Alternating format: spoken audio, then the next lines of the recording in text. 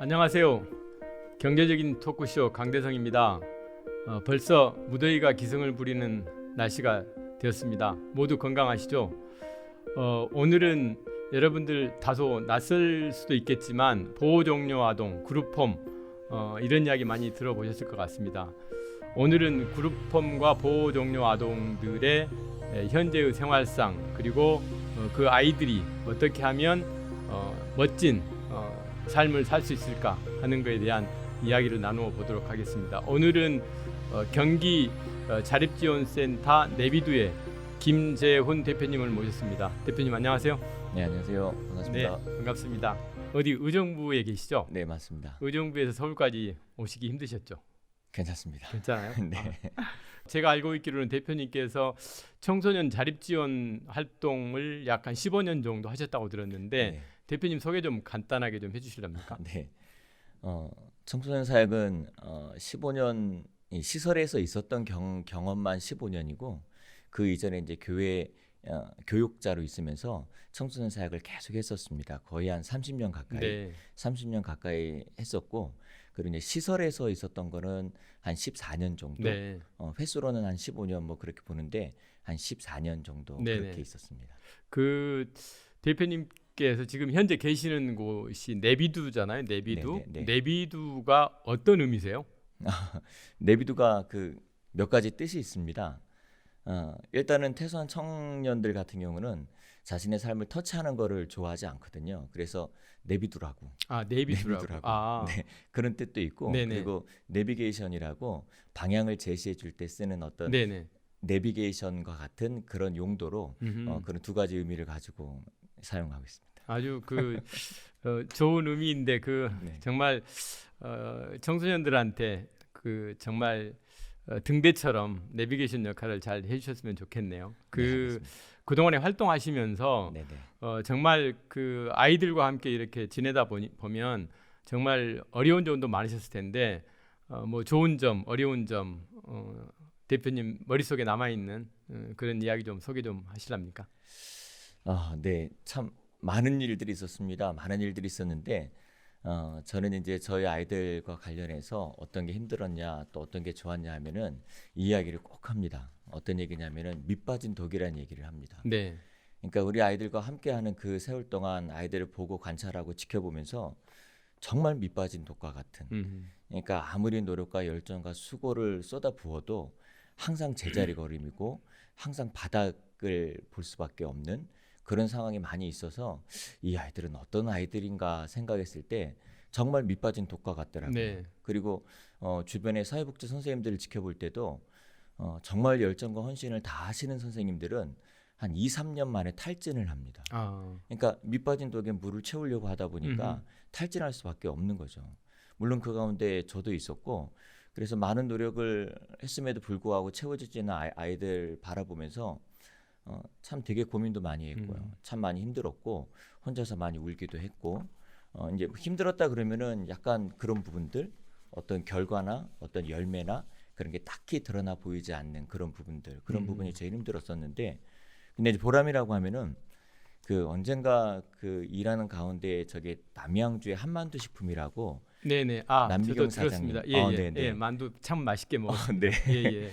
그 사장님을 만날 기회가 있어서 만났는데 그분이 그런 얘기를 해주시더라고요.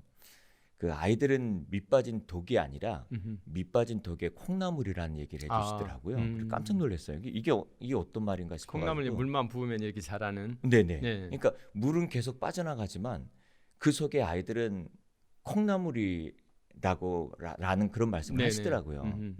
콩나물? 왜일까 했더니 물은 계속 빠져나가지만 우리가 눈에 보이지 않지만 아이들은 콩나물처럼 네. 서서히 자라고 있다고. 그래 실망하지 말라는 말씀을 해주시더라고요. 그래서 그 얘기를 듣고 나서부터는 이상하게 그때부터 아이들이 자라는 게 보이더라고요. 네. 조금씩 성장하는 게 확 보이지 않아도 네.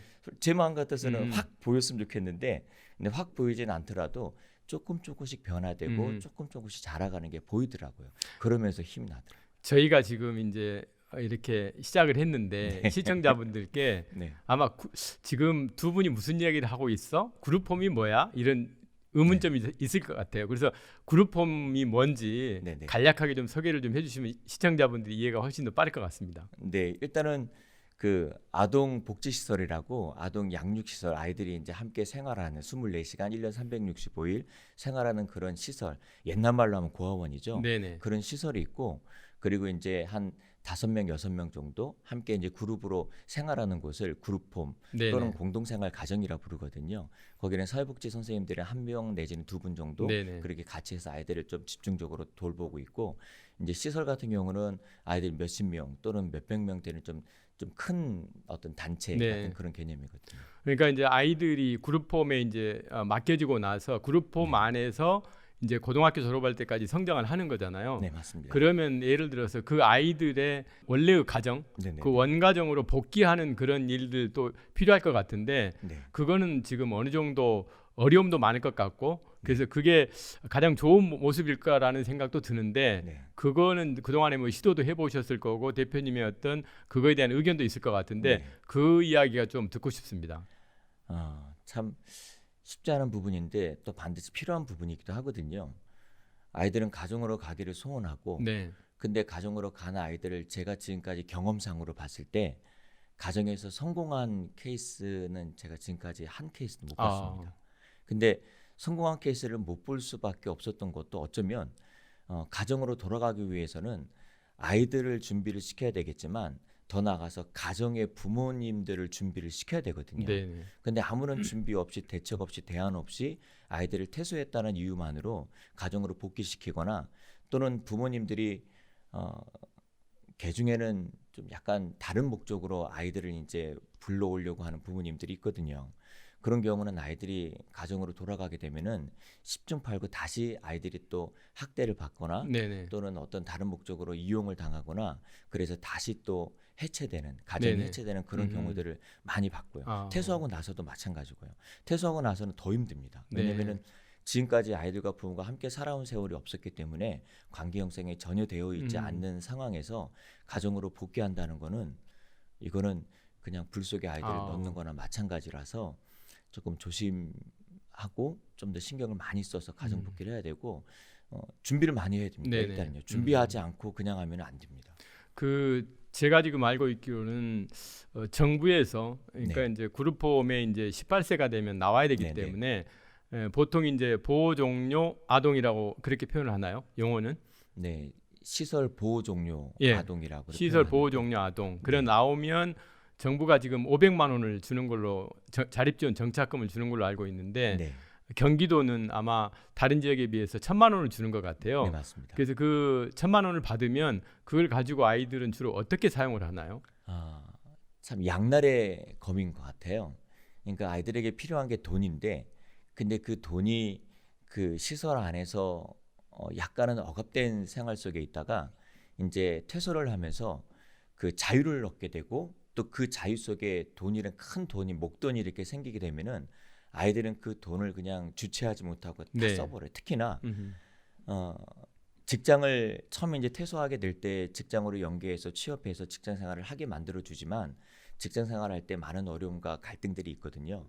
그렇게 해서 직장에서 나오기라도 한다 그러면은 다음 직장에 바로 취업을 해야 되는데 그게 아니라 아이들이 취업하지 않는 상황에서 돈이 있으니까 그 돈을 쓰는 거죠. 그래서 그 돈으로 거의 직장 생활을 하지 않으면서 한 1년 정도 사용하다가 다 탕진해 버립니다. 그리고 직장 생활을 하더라도 아이들이 살면서 어떤 유흥비라든지 특히나 젊잖아요. 네네. 그 아이들이라는 표현이 조금 맞지는 않지만 그래도 이 청년들이 가장 많이 접하는 게 PC방, 모바일 게임, 그러니까 온라인 게임 같은데 많이 하는데 그 온라인 게임에 돈을 많이 씁니다. 심지어 네. 제가 본 거로는 한두 달 사이에 700만 원 정도 이렇게 쓰는 아이들도 있었고 그리고 여자친구 남자친구 생기면서 어떤 유흥비로 뭐 여행을 좀 큰 돈 들여서 여행을 간다든지 어떤 다른 유흥비라든지 아니면 그동안 갖고 싶었는데 갖지 못했던 것들 좀 거액의 어떤 사치 물품들 그런 걸 구입한다든지 하면서 이 관리가 안 되는 아이들은 한 10명 퇴소한다 그러면은 한 8명 정도가 1년 안에 다 탕진합니다. 그리고 나머지 2명은 안 써서 그냥 가지고 있는 거고요. 그러니까 이제 보호 종료, 그러니까 그룹홈에 있을 때부터 네. 아이들에 대해서 뭐 용돈을 사용하는 방법, 네. 그다음에 이제 앞으로의 미래에 대한 설계, 이런 경제 교육도 좀 필요할 것 같고 이런 네. 것들이 필요할 것 같은데 지금 이제 제가 지금 구피풀의 상임이사로 있는데 네. 이런 사회 문제 때문에 저희가 지금 보호 종료 아동들의 어떤 미래 설계를 하기 위한 그런 프로그램을 만들었어요. 네. 그래서 만들다 보니까 지난번에 이제 인천재능대학의 권대봉 총장님을 뵀더니 그 이야기를 들으시고 그러면 우리 대학에서 그 아이들 일부라도 대학 진학을 할 수 있는 아이들의 기숙사 제공하고 장학금 주는 거 이런 걸 좀 돕겠다 그래서 이제 MOU 체결을 한 적도 있었거든요. 네네네. 그래서 이제 크게 보면 아이들이 이제 이걸 졸업을 학교를 가는 친구도 있고 취업을 하는 친구도 있고 창업을 하는 친구도 있을 것 같아요. 네네. 그래서 이제 저희는 지금 한 11명 정도의 아이들을 데리고 지금 계속 그 과정을 지금 돌리고 있는데 그동안에 이제 먼저 선구자적인 관점에서 일을 많이 해오셨잖아요. 네. 그러면 그 아이들 중에서 예를 들면 사회적 경제 영역에서 뭐 창업하겠다 이런 친구도 있었을 것 같아요. 그래서 혹시 뭐 창업에 이렇게 성공적인 모델 아니면 또 실패사라도 괜찮을 것 같은데 그 대표님 경험을 좀 나눠주시죠. 네, 아직까지 그 과정 중에 있고요. 작년 7월 달인가 한 아이가 저한테 와가지고 창업하고 싶다는 말을 네. 하더라고요. 근데 그 친구는 한 3년여 동안 직장 생활을 잘했던 친구였었고, 근데 이제 그렇게 잘하다가 어느 날 직장 생활에 회의가 느껴졌던지 직장 생활을 그만두더라고요. 그만두면서 한 몇 개월 쉬면서 쉬고 있었는데, 그리고 나서 작년 7월 달인가 저한테 와가지고 그 창업을 하고 싶다고. 그래서 제가 했던 얘기가 첫 마디가 하지 말라는 얘기였었거든요. 네. 하면 망한다고. 거의 99%가 망한다 그러는데 너도 틀림없이 망할 거라고. 음.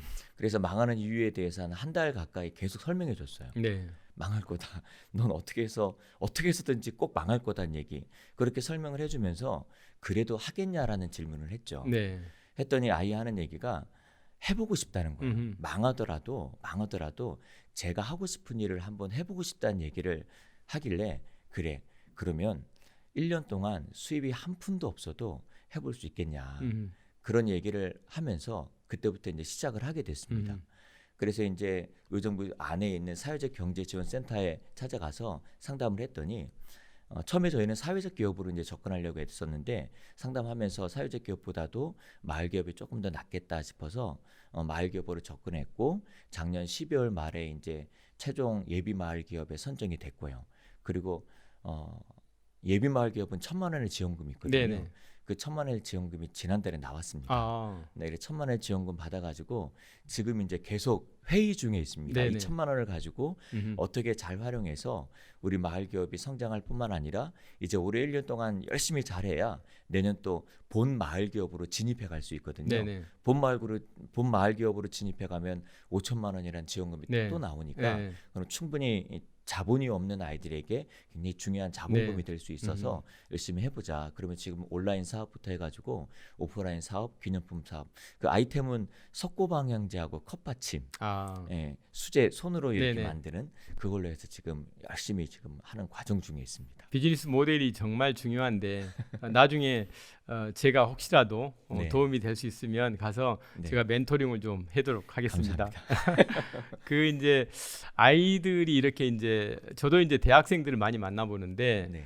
대학교를 졸업할 때까지 자기의 정체성을 잘 못 갖추는 것 같아요. 내가 뭘 좋아하는지, 네네. 뭘 잘할 수 있는지를 잘 판단을 못하는 것 같고, 네. 특히 이제 그룹홈에 있는 아이들은 더 그럴 것 같아요. 네. 그래서 이제 제 생각은 이 그룹홈에 있는 아이들하고 거기에는 물론 그 헌신하시는 사회복지사님들이 계시지만 네. 그것 말고 이 그룹홈 바깥에 있는 성인들하고 이렇게 1대1로 그 멘토 멘티 형태의 그런 관계를 맺어주는 것도 괜찮은 것 같은데 그런 방법은 어떻게 생각하세요? 좀 어려울 것 같아요? 아니면 의외로 이 멘토 풀만 갖추면 괜찮은 모델도 될 것 같은데. 근데 참 그게 쉽지가 않은 것 같습니다. 지금 저희도 2016년부터 해서 하나우스라는 태소 청년들 같이 모이는 자조 모임, 자조 공동체를 네. 지금까지 운영해 오고 있는데 시설 태소 청년들 같은 경우는 시설에 있을 때부터 약간의 폐쇄성을 가지고 있어요. 그래서 새로운 사람을 만나서 관계를 맺고 또 그들과 함께 신뢰 관계를 유지해 가야 되는데 그런 부분에 있어서 약간 좀 어려움들이 있거든요. 네네. 그래서 멘토 멘티 이렇게 연결해서 아이들에게 좋은 영향을 주고자 해도 그러니까 사회에는 보면은 좋은 멘토 역할을 할 수 있는 분들이 많거든요. 네네. 근데 문제는 저희 아이들과의 관계거든요. 아, 또 관계라는 거는 단순간에 이루어지는 게 아니라 오랜 시간을 거쳐서 이루어져야 되기 때문에 아이들한테 좋고 선한 영향력을 많이 줄 수 있지만 참 그런 부분이 제가 옆에서 봤을 때 어려운 것 같고 오히려 아이들은 선후배 네네. 그러니까 시설 퇴소한 선후배들과 많은 관계를 하면서 그 영향을 많이 받거든요. 아, 근데 좋은 영향 받아서 잘하는 아이들도 있지만 또 많은 아이들이 또 나쁜 영향을 네네. 받아서 좀 잘못된 길, 뭐 퇴사를 갑자기 한다든지. 아이들이 아마 여러 가지 프로그램 중에서도 제 선호하는 프로그램들이 있을 것 같아요. 네. 근데 무엇보다도 그 아이들한테 동기부여를 해주는 게 정말 중요할 것 같아요. 아까 네, 이제 대표님께서 그 마을 기업 창업하고 있는 친구에게 이제 동기부여를 많이 해주셨고 처음부터 이제 질문을 잘 던지셨던 것 같은데 그 동기부여를 이렇게 끌어내는 아까 잠깐은 소개를 하셨지만 우리 김 대표님만의 어떤 노하우 오늘 많잖아요. 공개 좀 하시죠. 어려운 질문이신데요. 저는 근데 특별한 노하우라기보다도요. 제가 아이들과의 관계에 있어서 버리지 않는 한 가지 철학이 있습니다. 그게 어떤 거냐면 사실은 저는 저 스스로 봤을 때 뭐 능력이 많거나 뭐 남들보다 뛰어난 부분이 있거나 뭐 그런 부분에 있어서는 뭐 아이들 말로 1도 없다라는 생각을 가지고 네. 있거든요. 근데 그럼에도 불구하고 하나님 앞에 기도하면서 간절히 소원하고 바라는 게 있다면 이 아이들 곁에 오래 있고 싶다는 거죠. 네네. 노하우가 있다면 아마 저는 이거라고 생각을 합니다. 아이들 곁에 오래 있는 거.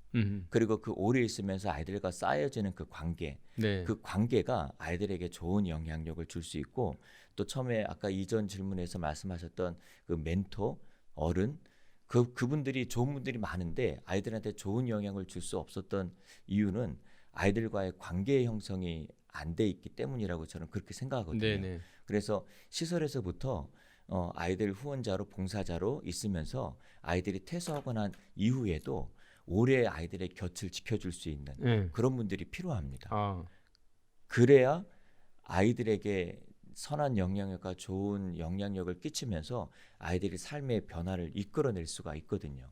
물론 이제 전제하는 조건은 그 어른들이 정상적인 가치와 정상적인 그렇죠. 삶을 사는 분이어야 되겠지만요.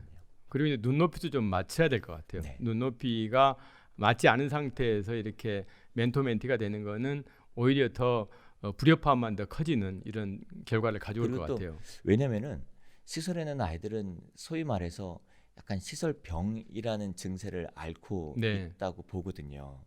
물론 시설병이라는 말이 뭐 어떻게 나오는지는 모르겠지만 그냥 선한 마음만 가지고 아이들에게 접근했다가 실망하시는 어른들이 꽤 네. 많아요. 내가 이 정도 에너지를 쏟아 부었으면 아이들은 이 정도의 열매나 결과가 있어야지 반응이 나와야 네, 되는데 반응이 나와야 되는데 네. 그게 안 나오거든요. 네네. 특히나 퇴소하고 나서도 내가 이 정도 열심히 이 아이들을 위해서 노력해 줬으면 뭔가 좀 직장 생활을 잘한다든지 네. 돈을 잘 모아서 미래를 준비한다든지 자기 꿈을 위해서 뭔가 열심히 노력하는 부분이라도 있어야 되는데 아이들에게 보여주는 모습은 사실 무기력한 시설병의 증상인데 무기력한 증상들이 많이 나타나거든요. 아, 근데 그럼에도 불구하고 아이들의 곁을 지켜줄 수 있는 어른 네. 정말 필요합니다. 그 이제 해남에 가면 땅끝 마을 아시잖아요. 네네. 땅끝 마을 거기 가면 이제 천사의 집 인데 거의 아마 아이들이 한 30명이 넘게 이렇게 거주를 해요. 거기에 네네. 가서 볼 때마다 느끼는 거는 아까 이제 대표님께서 시설병이라고 이야기를 하셨는데 그 목사님 부부가 헌신적으로 아이들을 케어하고 그 아이들의 전부 엄마 아빠 역할을 하시더라고요. 그래서 정말 왜 아이들이 이렇게 얼굴이 정말 천진난만하게 저렇게 맑은 웃음을 우리한테 선사할까? 예, 그 두 분의 어떤 헌신적인 노력인 것 같아요. 그래서 정말 이런 그 현장에서는 이런 모습을 좀 갖출 수 있도록 많은 분들이 격려도 좀 해주고 힘찬 응원도 좀 필요할 것 같습니다. 네. 그 요즘 이제 보면 보호종료 아동들의 연령을 18세에서 24세로 늘려야 된다 이런 이야기도 좀 있는 것 같고 네.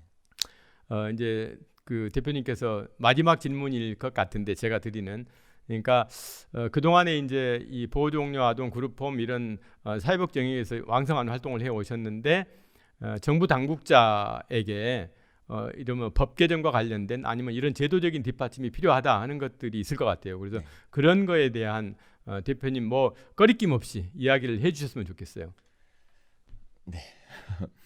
24세까지 늘리자는 얘기는 아마 소위 말하는 어른들의 입장에서 퇴소한 청년들을 퇴소하기 전에 조금 더 보호해주고자 하는 그런 마음에서 이제 그런 얘기들이 나오는 것 같은데 아마 이 이야기는 퇴소 청년들이 반대할 겁니다. 아, 시설에 더 있고 싶지 않은 거거든요. 네네. 시설에 더 있지 않고 싶기 때문에 또 시설에 있는 아이들조차도 시설에 있고 싶어하는 아이가 단 한 명도 없거든요. 네네. 그 빨리 나가고 싶어하는데 24세까지 아이들이 시설에 있게 한다.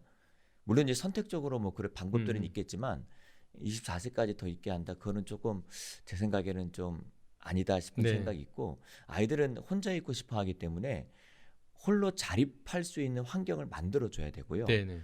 그리고 홀로 자립할 수 있는 환경 속에 있으면서 또 아이들이 함께 유대하고 연대할 수 있는 어떤 그런 자조 모임 시스템을 좀 만들어 줘야 되거든요. 물론 그게 이제 인위적인 방법으로는 안 되겠지만 뭔가 자발적으로 자생적으로 뭔가 이루어질 수 있는 그런 환경을 조성해 주면서 아이들이 혼자 살지만 혼자 사는 것 같지 않은 네네. 홀로 살지만 혼자 두지 않는 네네. 어떤 그런 퇴소 이후의 환경이 좀 필요한 것 같고요. 네네. 그리고 정부에 뭐 이렇게 건의하거나 그런 말씀해달라고 그러셨는데 사실은 제가 재작년부터 계속 그 민원 넣으면서 네. 그 요청했던 게 있거든요.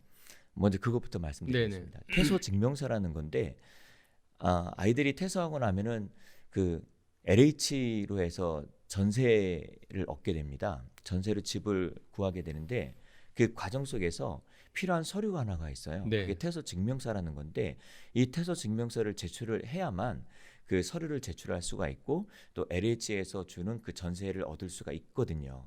근데 퇴소 증명서가 지금 현재는 시설에서 발급되게 되어 있어요. 네네. 시설에서 발급되게 되어 있는데 문제는 모든 퇴소한 아이들에게 다 있는 건 아닌데 그 중에 어떤 아이들은 시설과 관계가 좋지 않은 아이들도 네네. 있거든요. 그런 아이들은 시설에 전화 한 통화만 하면은 퇴소 증명서 요청만 하면은 발급해 주는 건데도 불구하고 아이들이 그걸 잘 못해요. 아. 그러니까 전화하기가 좀 꺼려지는 거죠. 음흠. 전화만 하면 집을 얻을 수 있는데 아. 전화 한 통화를 못 해가지고 LH 집을 포기하거나 음흠. 아니면 망설이거나. 근데 이거를 포기하고 망설이면 그 사이에 월세를 살아야 된다든지 고시원을 가야 된다든지 아니면 친구네 집에 전전긍긍하면서 그렇게 살아야 되는데 너무 이런 모습들이 안타까운 거예요. 그래서 제가 계속해서 건의했던 게 이 퇴소 증명서를 시설 발급으로만 국한시키지 말고 시설에서도 발급해 주지만 어떤 지자체라든지 주민센터라든지 아니면은 온라인으로 정부24라는 좋은 온라인 네네. 시스템이 있잖아요. 거기서 어차피 정부 기록에는 퇴소한 아이들이라는 정보들이 다 있을 텐데 네네. 그냥 조회만 해가지고 주민등록 등본 발급받듯이 그렇게 퇴소 증명서를 발급받게 해주면 네네. 아이들이 LH에서 해주는 정부에서 해주는 이 좋은 주거 혜택을 포기하지 않을 수 있거든요. 그래서 그런 부분들 오늘 이 시간 다시 한 번 더 말씀을 좀 드리려고 지금 알겠습니다. 말씀을 꺼냈고요. 네. 몇 가지가 더 있는데 말씀드려도 네네. 괜찮을까요? 네. 그 지금 각 시설마다 자립지원 전담 요원이 배치가 되어져 있어요. 근데 자립지원 전담 요원은 양육 시설 안에 30명 이상 되는 시설 안에 한 명씩 배치가 되어 있고 공동생활 가정이나 뭐 그룹홈 같은 곳에서는 자립요원이 배치가 지금 전혀 안 돼 있거든요. 그런 상황에서 자립요원이 배치가 안 돼 있기 때문에 시설에 있는 아이들의 자립 역량을 키우는 데 있어서 굉장히 많은 제한들이 있어요. 네. 굉장히 많은 제한들이 있고 그래서 이거를 시설에만 국한시키지 말고 지역 단위로 지금 자립전담 기관이라고 뭐 도마다 시마다 이렇게 배치가 되어져 있는데 그 자립지원 전담 기관은 아무래도 시설 원장님들이나 그런 쪽으로 약간 좀 큰 규모의 어떤 사업들을 이끌어가는 기관이라면 좀 더 아이들 입장에서 클라이언트 입장이라 그러거든요. 아이들 입장에서 뭔가 좀 도움을 직접적으로 줄 수 있는 각 지역마다 그리고 인사권이 시설의 원장님에게 없고 시설 원장님에게 없는 게 굉장히 중요합니다.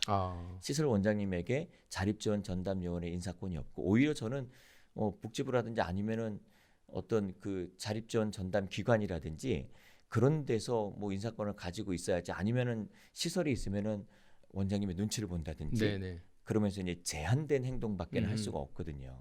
그래서 제한된 행동이 아니라 아이들의 입장에서 아이들에게 최대한의 자립지원 서비스를 제공할 수 있는 어떤 그런 시스템이 만들어져야 된다라는 생각을 갖고 있고요. 그리고 지금 현재 각 시마다 저희 의정부시도 자립지원 전담 공무원이 배치가 되어져 있거든요.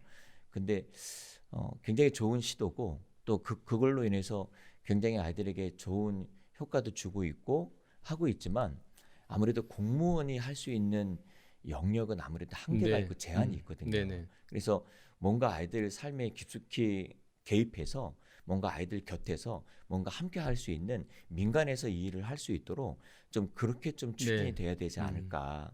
공무원은 공무원의 역할을 하고 네. 민간에서 아이들에게 좀 더 직접적으로 개입해서 뭔가의 아이들의 자립을 이끌어낼 수 있는 네네. 서비스를 제공해 줄 수 있는 필요한 서비스를 그런 시스템이 정말로 필요하다고 그렇게 생각을 합니다. 그리고 공동생활 가정의 여러 원장님들을 만나 봬도 계속 그분들이 하시는 말씀들이 그런 거거든요. 아이들 키우기도 바빠 죽겠는데 아이들의 자립 신경 쓸 겨를이 없다는 거예요.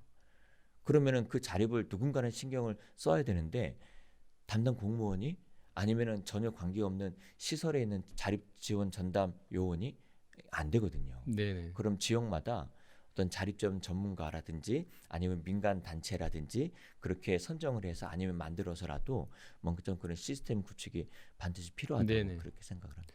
제 사무실이 여의도에 있거든요. 네. 국회 바로 앞에 있습니다. 그래서 제가 가끔 이제 국회의원들 좀 만나 뵙거든요. 네네. 이제 앞으로 대표님 말씀하신 내용을 보건복지 소속 아마 그쪽이겠죠. 네. 담당 소관이가 네. 그 만나면 제가 메모했다가 꼭 전달하도록 그렇게 하겠습니다. 감사합니다. 오늘 아침 긴 시간 아이가 좋은 의견 많이 주시고 또 현장의 생생한 목소리 전해주셔서 대단히 감사를 드립니다. 그룹홈 보호종료 아동 아마 시청자분들께서 낯설고 생소한 용어일 수도 있지만 우리 김 대표님께서 아주 쉽게 설명을 해드렸던 것 같습니다. 앞으로 시청자 여러분들 특히 국회 입법을 하시는 정치권에 계시는 분들께서 이런 어려운 분야를 해결하는 데 많은 힘을 좀 써주시고요. 특히 이제 그룹홈에서 묵묵히 정말 선한 영향력을 행사하고자 노력하시는 사회복지사분들 많이 계십니다. 여러분께 많은 격려 응원해 주시고 특히 이제 청소년들에게 그룹홈에 있는 청소년들에게 물고기를 그냥 잡는 방법을 가르쳐 줘야지 그냥 그 아이들한테 용돈 몇 푼 더 주고 물품을 후원해 주고 이런 것보다는 어떻게 하면 앞으로 스스로 자립해서 정말 대한민국에 기여하는 기여자의 입장이 될 수 있도록 성장에 가도록 만드는 게 정말 중요할 것 같습니다. 많은 시청자분들께서 관심, 응원 부탁드리겠습니다. 고맙습니다. 마치겠습니다.